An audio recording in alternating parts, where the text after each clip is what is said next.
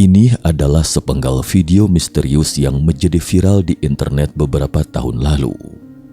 Video itu direkam pada tahun 2006 dan diberi judul The Fallen Angel, Real Angel Caught on Video.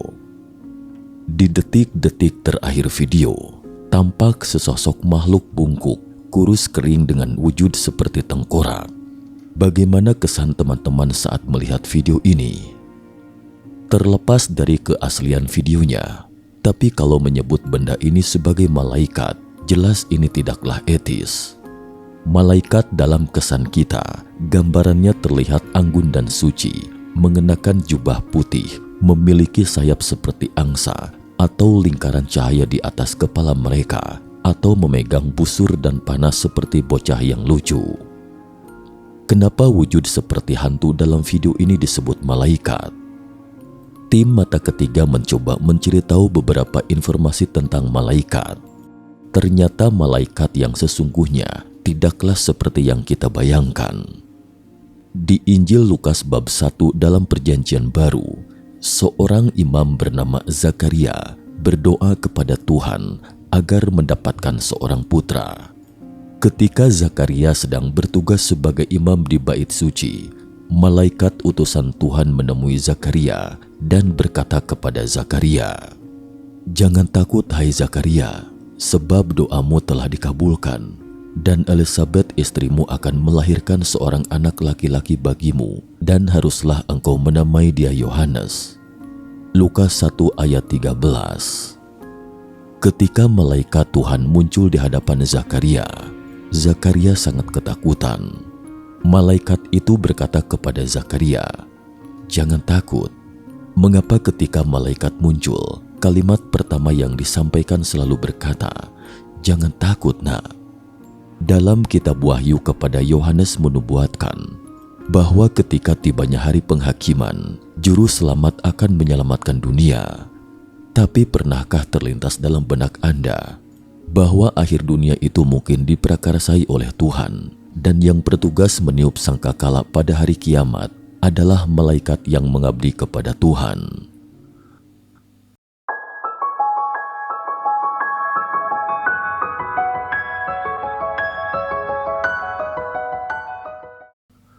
Salam sehat sejahtera pemirsa setia Mata Ketiga.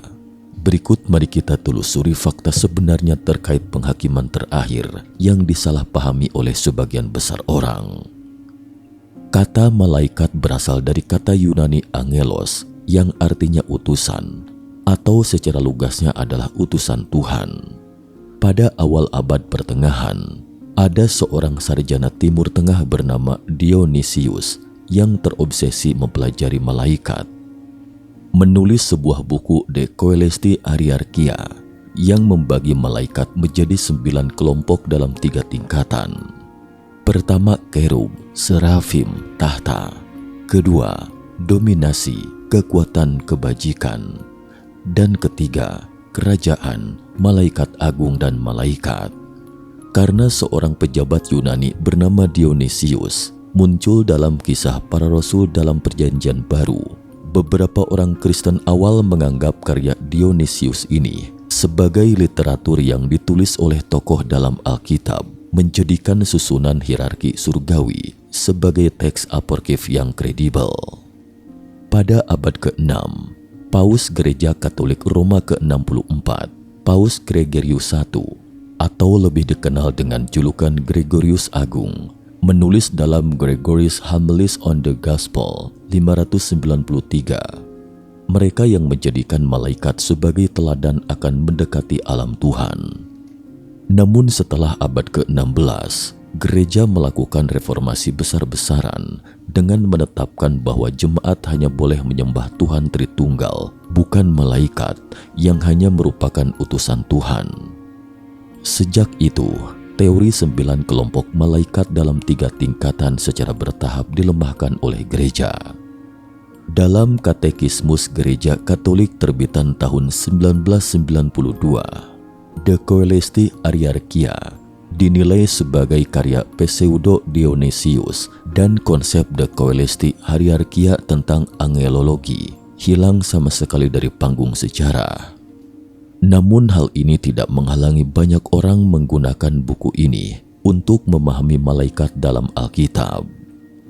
Penampakan malaikat yang digambarkan dalam kitab Yehezkiel bab pertama adalah makhluk-makhluk hidup yang menyerupai manusia, tetapi masing-masing mempunyai 4 muka dan 4 sayap. Kaki mereka lurus dan telapak kaki mereka seperti kuku anak lembu. Kaki-kaki ini mengkilap seperti tembaga. Pada keempat sisi mereka di bawah, sayap-sayapnya tampak tangan manusia. Mereka saling menyentuh dengan sayapnya. Keempatnya mempunyai muka manusia di depan, muka singa di sebelah kanan, muka lembu di sebelah kiri, dan muka Raja Wali di belakang. Masing-masing dari keempat makhluk itu ada sebuah roda. Rupa roda-roda itu seperti kilauan permata pirus yang serupa. Kalau makhluk-makhluk itu berjalan, roda-roda itu juga berjalan di samping mereka. Dan kalau makhluk-makhluk itu terangkat dari atas tanah, roda-roda itu turut terangkat. Di atas kepala makhluk-makhluk hidup itu, ada yang menyerupai cakrawala yang kelihatan seperti hablur es. Malaikat biasanya muncul bersama Tuhan, serapim, dan kerub. Kemanapun Tuhan dan malaikat lainnya pergi, malaikat akan mengikuti mereka. Beginilah rupa para malaikat. Pantas saja kata pertama yang mereka ucapkan saat muncul di hadapan manusia adalah, "Nak, jangan takut." Selain wujud yang terlihat tidak ramah dan baik hati, malaikat juga sangat kejam dalam menghukum manusia.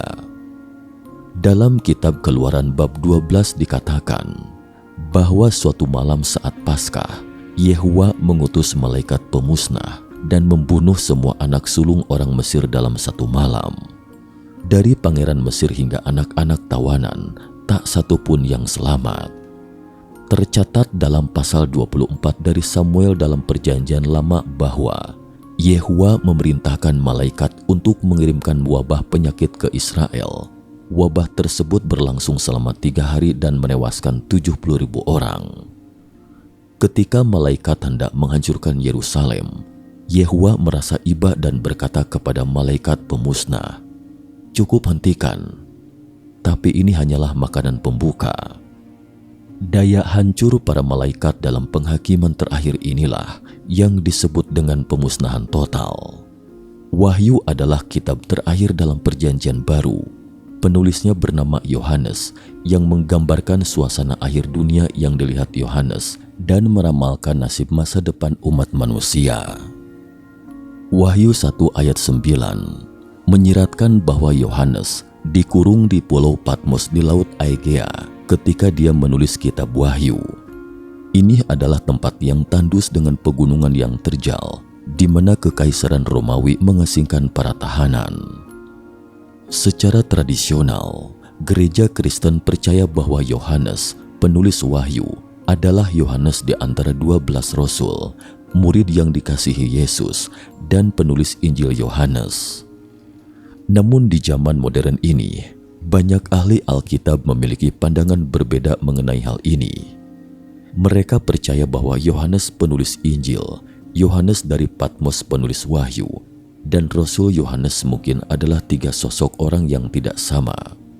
Karena Injil Yohanes, 3 Yohanes dan Wahyu sangat berbeda dengan gaya, isi maupun tema, dan sepertinya tidak ditulis oleh orang yang sama. Terlepas dari perdebatan para ahli, kita hanya perlu mengetahui satu hal, bahwa orang yang menerima dan menyampaikan wahyu Tuhan tentang akhir zaman menyebut dirinya Yohanes. Selanjutnya mari kita telusuri bagaimana terjadinya hari penghakiman ini. Suatu hari, Yohanes di Pulau Patmos tiba-tiba mendengar seseorang memanggil namanya. Ia berbalik dan melihat 7 menorah atau kaki pelita. Di tengahnya tampak Yesus sedang berdiri. Ia mengenakan jubah yang menjuntai sampai ke kakinya. Matanya membara seperti api. Di tangan kanannya, ia memegang 7 bintang, dan dari mulutnya terjulur sebilah pedang tajam bermata 2. Wajahnya bersinar-sinar bagaikan matahari yang terik. Pedang bermata 2 yang menjulur keluar dari mulut Yesus itulah yang digunakan untuk menyerang dan menghukum iblis pada penghakiman berikutnya. Yesus memerintahkan Yohanes untuk menulis surat kepada 7 gereja di Asia tentang penglihatan yang disaksikannya. Yohanes melaksanakannya, dan kemudian Yohanes dibawa ke surga. Di sana, dia melihat sebuah singgasana yang dikelilingi pelangi, memancarkan kilat dan guntur, dan Tuhan Yahweh tampak duduk di atas singgasana tersebut. Selain itu juga ada 24 kursi di sekeliling tahta. Di hadapan Tuhan ada 4 makhluk hidup. Makhluk pertama berkepala singa, makhluk kedua berkepala anak lembu, makhluk ketiga berwajah manusia, dan makhluk keempat seperti Raja Wali yang sedang terbang. Sebagai informasi, maksud 7 jemaat di Asia merupakan 7 gereja di provinsi Romawi, Asia, meliputi wilayah Asia Kecil, bukan seluruh benua Asia yang disebutkan dalam kitab Wahyu kepada Yohanes di Perjanjian Baru. Keempat makhluk hidup itu masing-masing mempunyai 6 sayap, sekujur badannya dipenuhi mata, dan bernyanyi siang malam tanpa henti. Terpujilah, terpujilah, terpujilah Tuhan yang Maha Kuasa. Sebagian besar tokoh gereja percaya bahwa keempat makhluk hidup ini adalah serafim karena mereka memiliki 6 sayap serafim yang ikonik. Di tangan kanan Yehua, Yohanes juga melihat sebuah gulungan yang disegel dengan 7 meterai. Lalu muncullah seekor anak domba di hadapan tahta itu. Anak domba itu bertanduk 7, bermata 7, dan berlumuran darah seakan baru disembelih. Anak domba melangkah maju dan mengambil gulungan kitab itu dari tangan Tuhan. Anak domba ini sebenarnya melambangkan Yesus yang disalibkan di kayu salib. Yesus juga disebut anak domba Tuhan. Anak domba membuka ke-7 meterai gulungan itu. Terkait meterai segel ini, sebelumnya sudah pernah diulas mata ketiga, jadi kami tidak akan membahasnya lebih lanjut di sini. Selanjutnya, mari kita keluar dari sudut pandang Kristiani, mencoba mengembalikan fakta di balik penghakiman terakhir dari sudut pandang sejarah dan sastra. Banyak orang mengatakan bahwa Wahyu adalah kitab yang paling membingungkan dalam Perjanjian Baru. Anak domba, pelacur, naga, binatang di laut, binatang di darat, seluruh kitab ini penuh dengan berbagai penglihatan ilahi yang sulit dijelaskan. Untuk memahami makna spesifik di balik maksud tersebut, pertama-tama kita harus melihat latar belakang kitab Wahyu. Saat ini, ada 2 pandangan umum mengenai waktu penulisan Wahyu. Yang satu berpendapat bahwa kitab itu ditulis pada masa pemerintahan Kaisar Romawi Nero ketika ia pertama kali melakukan penindasan terhadap umat Kristen sekitar tahun 68 hingga 69 Masehi. Sementara pendapat lain ditulis pada masa penindasan kedua terhadap Kristen pada akhir masa pemerintahan Kaisar Romawi Domitianus sekitar tahun 94 hingga 96 Masehi. Terlepas dari kedua pandangan ini, satu hal yang pasti adalah ketika kitab Wahyu ditulis, umat Kristiani hidup dalam kesengsaraan semasa Kekaisaran Romawi. Teolog abad kedua Masehi, Tertullianus pernah berkata, "Darah para martir adalah benih gereja." Kata-kata ini seakan mencerminkan situasi di era penganiayaan besar-besaran. Pada awalnya, umat Kristen sebagian besar adalah orang Yahudi yang tinggal di era Kekaisaran Romawi. Saat itu, di mata orang Romawi awam, banyak orang Romawi yang salah mengartikan Kristen dan Yudaisme. Kekaisaran Romawi pada abad ke-1 Masehi memiliki wilayah yang luas, budaya yang bercampur, dan berbagai kepercayaan agama yang aneh mengalir ke Kekaisaran Romawi bersama dengan kekayaan materi yang sangat besar.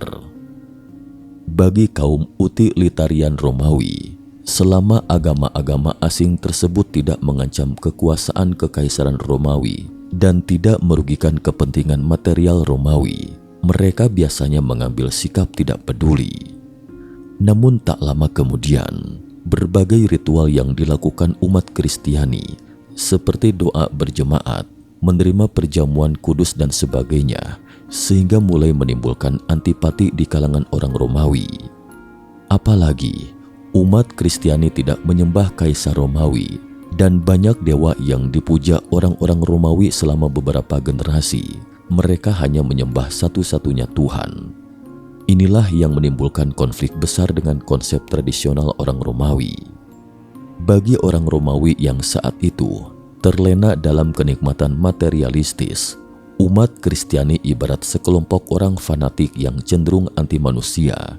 Yang dijunjung mereka adalah hidup bersih dan disiplin diri, serta percaya pada orang yang disalib oleh orang Romawi. Pada 64 Masehi, kebakaran hebat terjadi di kota Roma yang berlangsung selama 6 hari dan berdampak pada 10 dari 14 distrik administratif kota tersebut. 3 di antaranya hancur total. Adapun penyebab kebakaran, menurut catatan resmi, adalah kecelakaan kebakaran.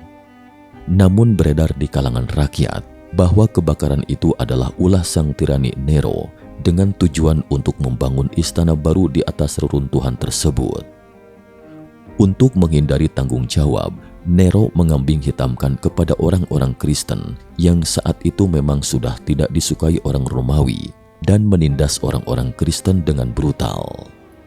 Rasul Simon Petrus dan Paulus menjadi martir dalam penindasan tersebut.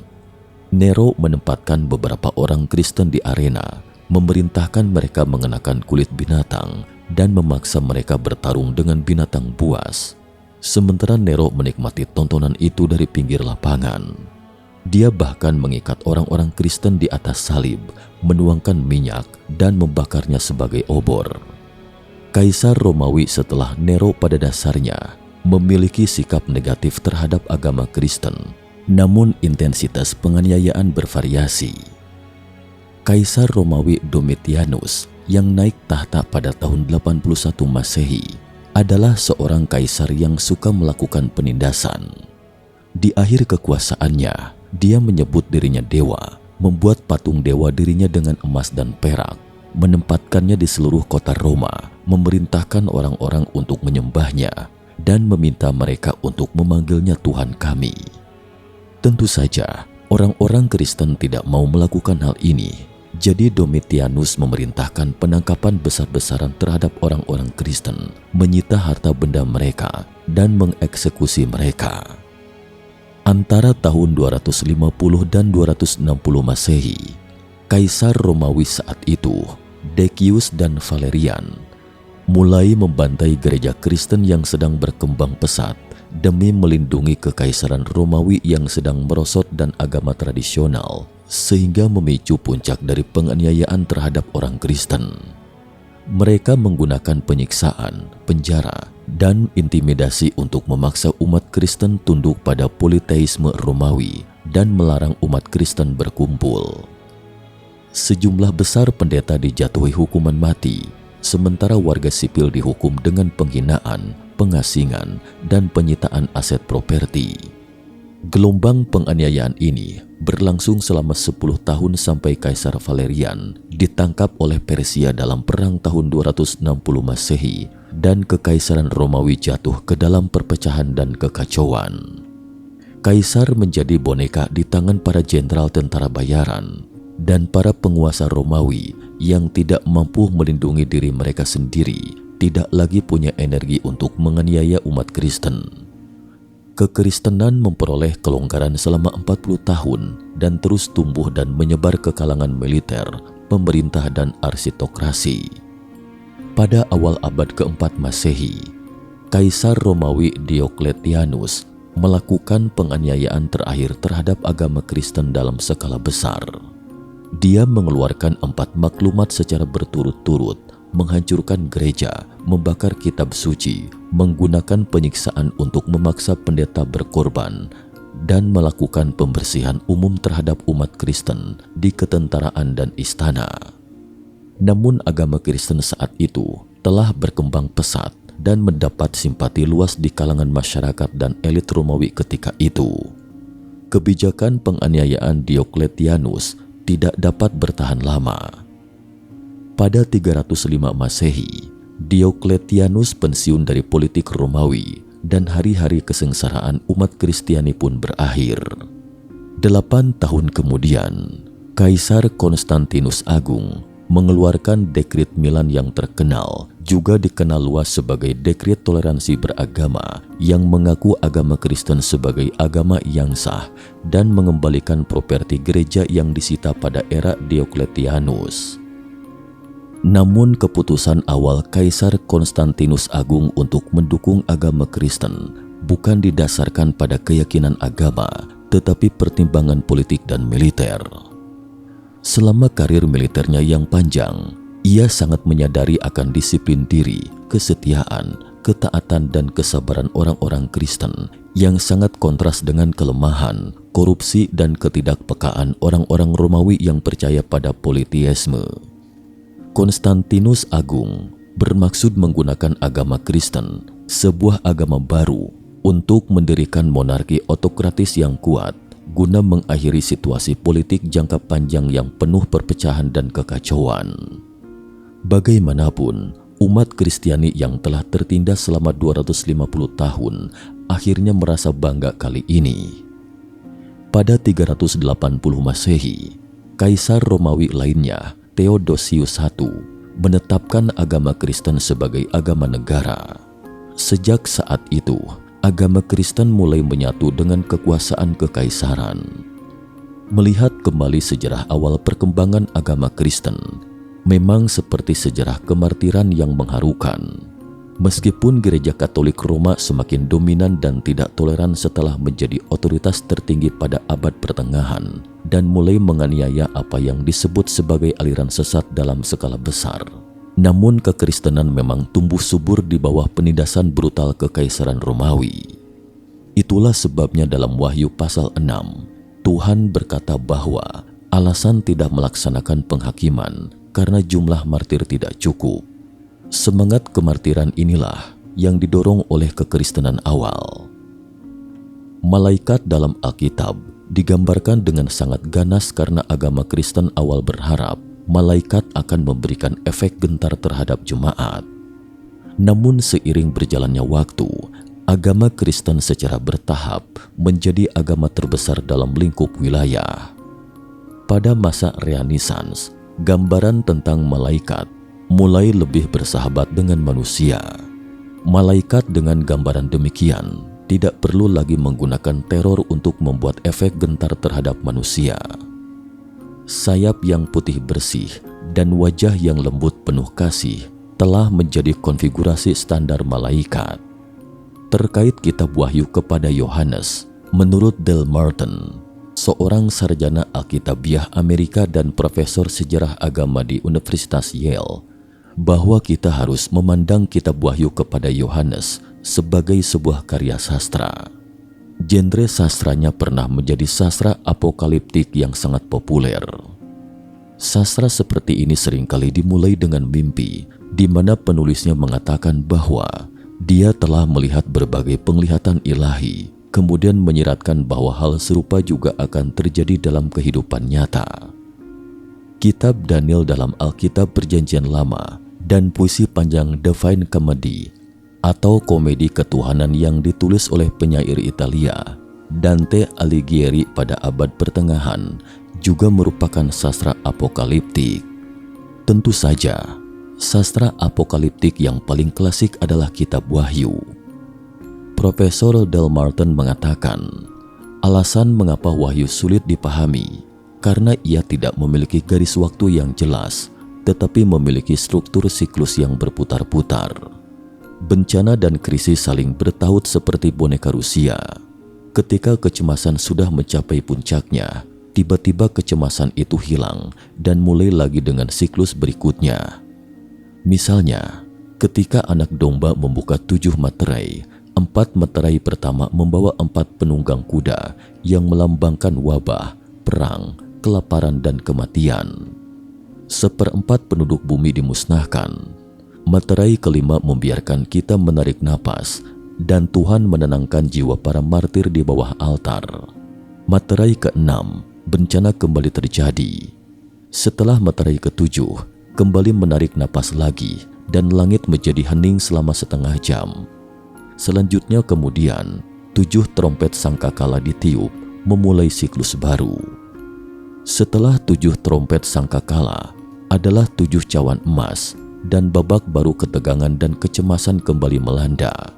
Hingga akhirnya dalam perang terakhir, Tuhan menang dan memulai penghakiman terakhir. Mereka yang masuk neraka akan masuk neraka, dan yang masuk surga akan naik ke surga. Gaya penulisan ini memastikan bahwa pembaca wahyu akan selalu gelisah dan tidak akan runtuh karenanya.